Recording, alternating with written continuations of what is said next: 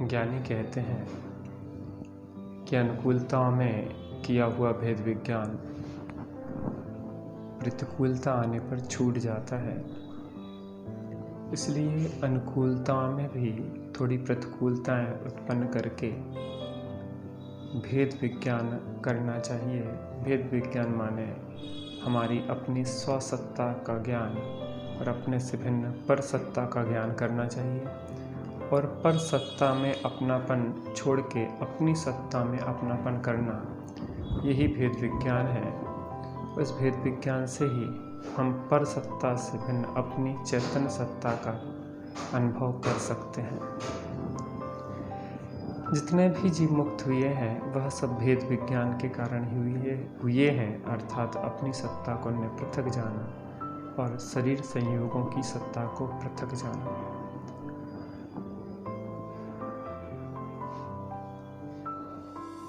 कुछ अपने जीवन में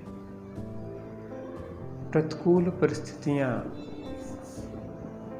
कृत्रिम प्रतिकूल परिस्थितियों को बनाकर भी अपने अंदर की समता और धैर्य की परीक्षा करना चाहिए। जैसे अपन देखते हैं कि फसल है, जब उसको तीव्र गर्मी, तीव्र सर्दी, बरसात, हवा के झकोरे, आंधी तूफान सब जब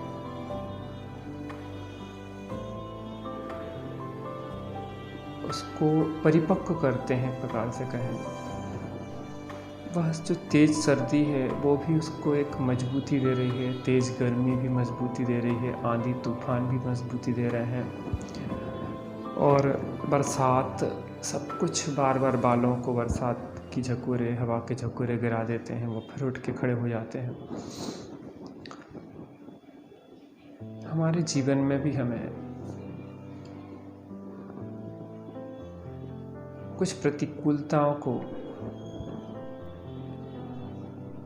बुद्धिपूर्वक अंगीकार करना चाहिए, और फिर उसके बाद हमें यह देखना चाहिए कि हमें जो हमने आज तक शरीर और आत्मा की पृथकता की बात कही है, सोची है, विचारी है, वास्तव में जो हमने शब्दों में है वह हमें भाषित होता कि नहीं होता, कि जब शरीर एक दिन छूटने का समय आएगा तो क्या हम अपनी चैतन्य सत्ता को इस शरीर संयोग आदि से पृथक अनुभव करके समता, धैर्य आदि रख पाएंगे कि नहीं रख पाएंगे। अनुकूलता में भेद विज्ञान की बातें, पृथकता की बातें करना अलग बात है, और प्रतिकूलताओं में उसको बनाए रखना और उन परिस्थितियों, प्रतिकूल परिस्थितियों में अपनी समता, अपने धैर्य को ना खोना, ये एक बहुत ही कठिन चुनौती होती है। कहा जाता है कि पर उपदेश कुशल बहु केरे, दूसरों को उपदेश देना सरल है, लेकिन हमारे जीवन में जब वह स्थितियाँ बनती हैं तो उस समय हम सहज रहें, समता में रहें, ये महत्वपूर्ण बात है। तो अपन कह रहे हैं कि अनुकूलता में किया हुआ भेद विज्ञान प्रतिकूलता आने पर छूट जाता है। आपने देखा होगा बड़े बड़े पैसे वालों के बच्चे में विशेष प्रतिभा नज़र नहीं आती, अनुकूलता में जीते रहे। आज वर्तमान में भी देखते हैं हमारे राष्ट्रपति हैं, हमारे प्रधानमंत्री आदि बड़े पदों पे जो आसीन हैं, वह अनेक प्रतिकूलताओं के बीच से गुजरे हैं और आज इस कारण से वह सफल है। अनुकूलताओं में समृद्धि में बड़ी पढ़ाई की जा सकती है, बड़े कॉलेज में आपको एडमिशन मिल सकता है अन्य प्रकार से, लेकिन निखार जो आता है वह व्यक्ति के जीवन में उन प्रतिकूल परिस्थितियों से गुजर के आता है कि जब वह उसके जीवन में धैर्य की परीक्षा होती है। जैसे समझें कि सोना तभी निखरता है जब 16 ताव उस पे पड़ते हैं, और अगर 16 ताव न लगें तो वह सोने में वास्तविक निखार नहीं आ सकता। ऐसे ही हमारे जीवन को निखारना है। ज्ञानी भी कहते हैं कि परिसरों प्रतिकूलताओं को सहन करना चाहिए, कि मैं सत्य मार्ग से च्युत ना हो जाऊं और मेरे पूर्वबद्ध कर्मों की मैं निर्जरा कर पाऊं। इसलिए प्रतिकूलताओं को, परिसरों को, उपसर्ग आदि को सहन करना चाहिए। तो बात यह है कि हम अपने जीवन में कुछ प्रतिकूलताओं को अंगीकार करें, थोड़ी धूप की तपन भी सहें, थोड़ी ठंड की प्रतिकूलताओं में भी भेद विज्ञान करके देखें, कुछ भूख प्यास को भी सह के देखें और फिर अंतर में देखें वास्तव में हमारी चैतन्य सत्ता इस गर्मी, सर्दी, इन बरसात, इन गलन, इन सब चीज़ों से पृथक है। हमारी चैतन्य सत्ता में कोई धूप नहीं लगती, कोई छाँव नहीं है, बरसात नहीं है, गर्मी नहीं है, सर्दी नहीं है, कुछ भी नहीं है। वह चेतन सत्ता जलती नहीं है, गलती नहीं है, कटती नहीं है, कुछ भी नहीं होता। वह तो एक सत्य चैतन्यमय है। और ऐसी भेद विज्ञान पूर्वक परसघन अपने आत्मा में, आत्म तत्व में ऐसी श्रद्धा, प्रतीति हो, ऐसा ज्ञान हो, तो अपने में स्थिरता पूर्वक हम जब अपने स्वरूप में स्थिर होते हैं तो हमारे अंदर अपने से जुड़ने से एक अतीन्द्रिय आनंद, सच्चा सुख प्राप्त होता है।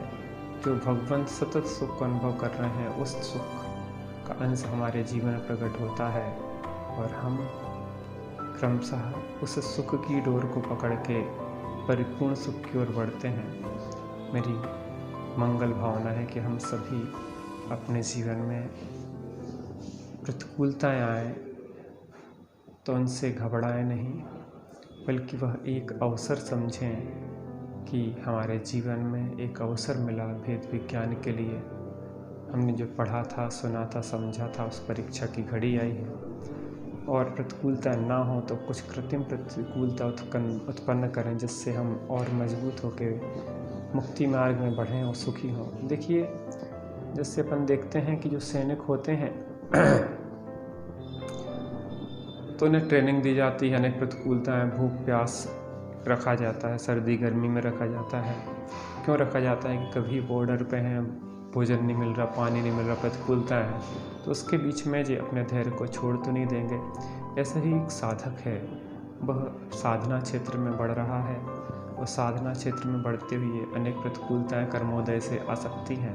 तो साधक उन प्रतिकूलताओं को बुद्धिपूर्वक पूर्व में ही अपने लाता है, सामना कृत्रिम बनाता है और उसमें भेद विज्ञान करता है। जब वास्तव में प्रतिकूलताएं आएंगी तो वह अपने धैर्य को जीवित रख सके। करते तपसैल नदी तट पर तरुतल वर्षा की झड़ियों में समता रस पान किया करते, सुख दुख दोनों की घड़ियों में। सुख की घड़ी हो चाहे दुख की घड़ी हो, हर घड़ियों में वह महामुनि, वह योगीश्वर तप करते हैं। गर्मियों में पर्वत के शिखरों पर, जो हाँ पर्वत नीचे से भी तप रहा है, ऊपर से सूर्य भी तप रहा है। नदियों के तट पे ठंडियों में बहुत तीव्र ठंडी होती है, तो नदियों के तट पे उस ठंडी हवाओं में भेद विज्ञान करते हैं कि मेरी चेतन में कोई ठंडक नहीं पहुंचती, किसी ठंडक का प्रवेश नहीं, वहाँ तो शांति और आनंद का प्रवेश। तरुतल वर्षा की झड़ियों में जब बरसात होती है तो पेड़ों के नीचे खड़े होते हैं कि जहाँ बरसात होने के बाद भी कई बहुत लंबे समय तक बूंदें टप टप टप टप शरीर पे गिरती रहती हैं। तो भेद विज्ञान करते हैं कि मेरा आत्मा तो इन जल की बूंदों से भी अलिप्त, अस्पृष्ट है। ऐसी चैतन्य सत्ता से हम जुड़े जिसमें गर्मी, सर्दी, बरसात आदि का प्रवेश नहीं होता है। वह प्रतिकूलताओं में भी भेद विज्ञान करें। वास्तव में यह बाहर परिस्थिति तो बाहर में ही है, मेरे अंतस्तत्व में तो एक शांति शांति शांति है। बाहर की चीज़ों का मेरे अंतस्तत्व में प्रवेश नहीं है। हम सभी साधना के मार्ग में बढ़ें और अनेक प्रतिकूलताओं का में भी समतापूर्वक साधना को अखंड और अविच्छिन्न रखें। इसी मंगल में